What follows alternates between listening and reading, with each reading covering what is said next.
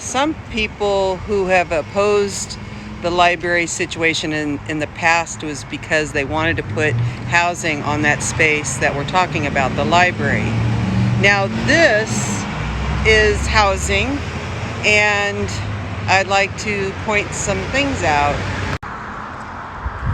Probably only one of these two-story buildings would be able to fit in that place. If you have children, where are they going to ride their bike?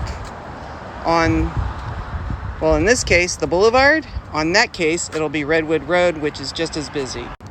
Anyway, as you can see, these housings are pretty butt up to each other. There might be sidewalk parking for the people that are going to be residents here, but I can't imagine a child on a bicycle having only this kind of access to ride or play. Now, on this particular case, I didn't realize it was going to be retail space, which is nice, but where are they going to park? I'm halfway into a bicycle lane. So here, the lower end is going to be retail space, and there's absolutely no street parking. I know that they're going to try to push these people out of here, which really sucks because they've been investing into the place, and now, like the burrito shop, and they're thinking about selling this building.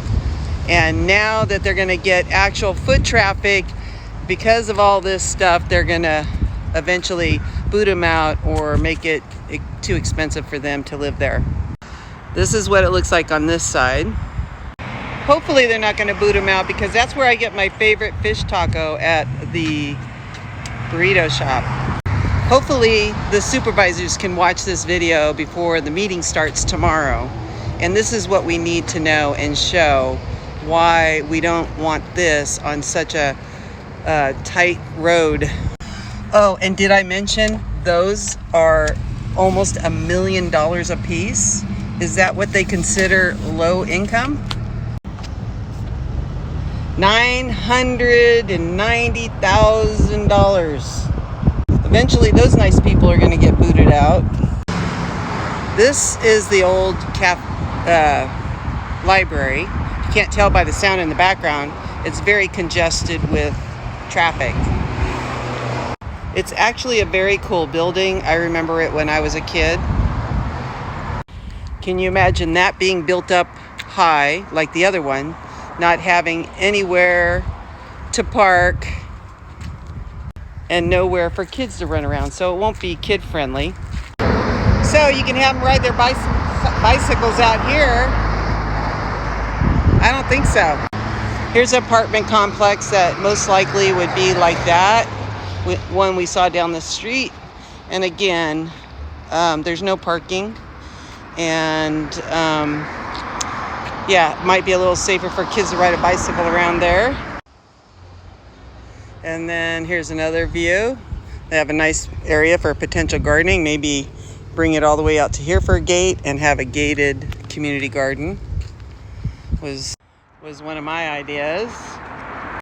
I know the vets want veteran services. They were talking about having the parks department in here as well. I'm not sure what they would do since they have all these different locations. And there's the Castro Valley History Museum that wants to come in as well, which would be a great for a display. I worked and taught at Chabot College for 9 years in the TV studio, so I'm used to putting up a TV studio and teaching and running courses for Chabot College. As far as the video side of it, so actual Board of Supervisors will be at the meeting tomorrow night. So I recommend coming, and come about 30 minutes earlier so that you can see the people that want to do something in here. You can ask them about what they're trying to do so that you can support what they're doing. So if we don't make it a cultural center for the vets and the history and all that kind of stuff, then it'll probably end up being like that property down on Castro Valley Boulevard, and I'm not going to tell you my opinion about that, but I just don't see it good for kids. I do see that they made it close to BART, so you don't have to have a car, but unrealistically, yeah, people need a car, not unless you're in San Francisco. There's also great transportation, so you don't necessarily need a car. But yeah, I can't see that happening. Even if you didn't drive a car that much, eventually on the weekends, maybe you'll want a car. What I always find fascinating is like Castro Valley has all these rolling hills. I mean, you don't want to have it with a whole bunch of apartments and whatnot, but why cram everybody into all these little tiny spaces? I do not agree with that. I'm going to show you one more space, and this is county owned, and let's see what they did with that. I remember hanging out here back in the day. So this was county owned. I don't know, this space here was county owned. I don't know if it is now, and they're leasing it out. It actually looks nice, but it's right next to the freeway, so it's pretty loud, I'm sure. They have a parking garage, which is great, but if this is what a apartment complex would turn out to be, I don't see where kids can go. So what do you want? Tomorrow you have an opportunity to share your opinion. 6 o'clock, Castro Valley Library. I'm Stacy Poulos with Castro Valley Vibe. Let's do this. And as my mom likes to point out, Castro Valley already paid for the space. So Castro Valley owns the space. What are we gonna do?